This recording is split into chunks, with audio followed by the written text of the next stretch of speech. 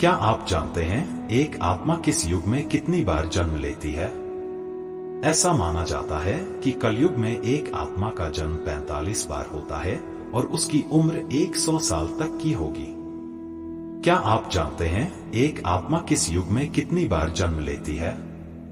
महर्षि व्यास जी के अनुसार सतयुग, त्रेता युग, द्वापर युग, कलयुग ये 4 युग हैं जो देवताओं के 12,000 दिव्य वर्षों के बराबर होते हैं। समस्त चतुर्युग एक से ही होते हैं। आरंभ सत्ययुग से होता है, अंत में कलयुग होता है। किसी भी जन्म में अपनी आजादी से किए गए कर्मों के मुताबिक आत्मा अगला शरीर धारण करती है। हिंदू धर्म के सर्वोच्च ग्रंथ हैं जो पूर्णतः अपरिवर्तनीय हैं, अर्थात किसी भी युग में इनमें कोई बदलाव नहीं किया जा सकता। ब्रह्मा जी कृतयुग में जिस प्रकार सृष्टि का आरंभ करते हैं वैसे ही कलयुग में उसका उपसंहार करते हैं। सतयुग, द्वापर युग, कलयुग, हर युग में कोई न कोई भगवान जन्म जरूर लेते हैं, ऐसा सभी लोगों का मानना है। लेकिन क्या आप जानते हैं कि किस युग में इंसान कितने जन्म लेता है? इसलिए आइए जाने चारों युगों के बारे में कुछ ऐसी बातें जो कभी नहीं सुना होगा। वीडियो में आगे बढ़ने से पहले हमारे YouTube चैनल जीवन ज्ञान संगम को लाइक, सब्सक्राइब करें और कमेंट में जय श्री नारायण लिख दे। आपका कल्याण ही कल्याण होगा। सतयुग। सतयुग के लिए माना जाता है कि इस युग में भगवान राम ने रावण का वध करने लिए जन्म लिया था, क्योंकि जब जब इस धरती पर पाप बढ़ा है तब तब भगवान ने इस धरती को अपना विराट रूप दिखाया है। सतयुग में धरती पर आत्माओं का वास हुआ करता था, जिसे वर्ल्ड ऑफ सोल भी कहा जाता है। जैसे हर शरीर का अंत होता है, ठीक वैसे ही एक समय का अंत भी आता ही है।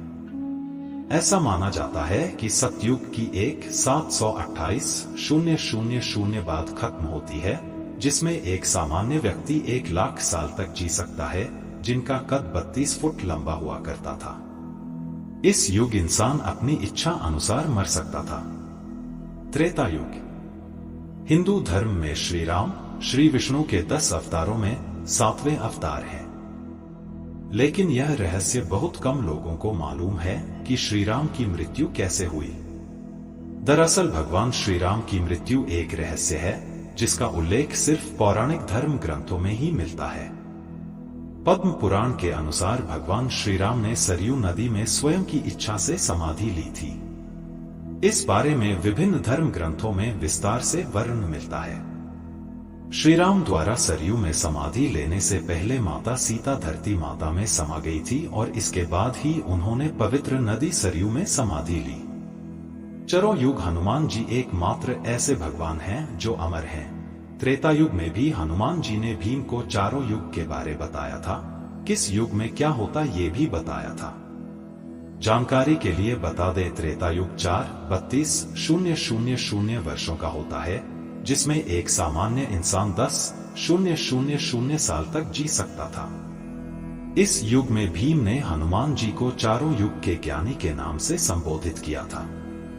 जब द्वापर युग में गंधमादन पर्वत पर महाबली भीमसेन हनुमान जी से मिले तो हनुमान जी से कहा कि हे पवन कुमार, आप तो युगों से पृथ्वी पर निवास कर रहे हो, आप महाज्ञान के भंडार हो, बल बुद्धि में प्रवीण हो, कृपया आप मेरे गुरु बनकर मुझे शिष्य रूप में स्वीकार करके मुझे ज्ञान की भिक्षा दीजिए। तो हनुमान जी ने कहा, हे भीमसेन, सबसे पहले सतयुग आया, उसमें जो कामना मन में आती थी वो कृत पूरी हो जाती थी, इसलिए इसे त्रेता युग, सतयुग कहते थे। इसमें धर्म को कभी हानि नहीं होती थी। उसके बाद त्रेता युग आया, इस युग में यज्ञ करने की प्रवृत्ति बन गई थी, इसलिए इसे त्रेता युग कहते थे। त्रेता युग में लोग कर्म करके कर्म फल प्राप्त करते थे।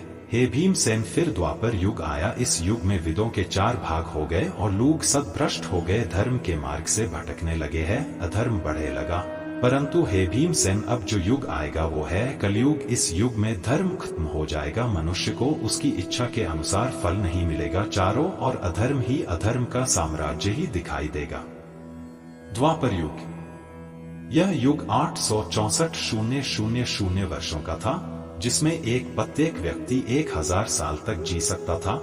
ऐसा माना जाता है जैसे जैसे धरती पर पाप बढ़ेगा वैसे वैसे इंसान की जीने की उम्र और उसकी इच्छा की पूर्ति कम होने लगेगी। हनुमान जी का कहना था कि द्वापर युग में लोग धर्म के मार्ग से भटकने लगेंगे और धरती पर पाप बढ़ने लगेगा। जैसे कि आप सभी जानते हैं, इस युग में विष्णु जी ने खुद श्री कृष्णा का अवतार लेकर कंस को मौत के घाट उतारा था। कलयुग। ऐसा माना जाता है कि कलयुग में एक आत्मा का जन्म 45 बार होता है और उसकी उम्र 100 साल तक की होगी।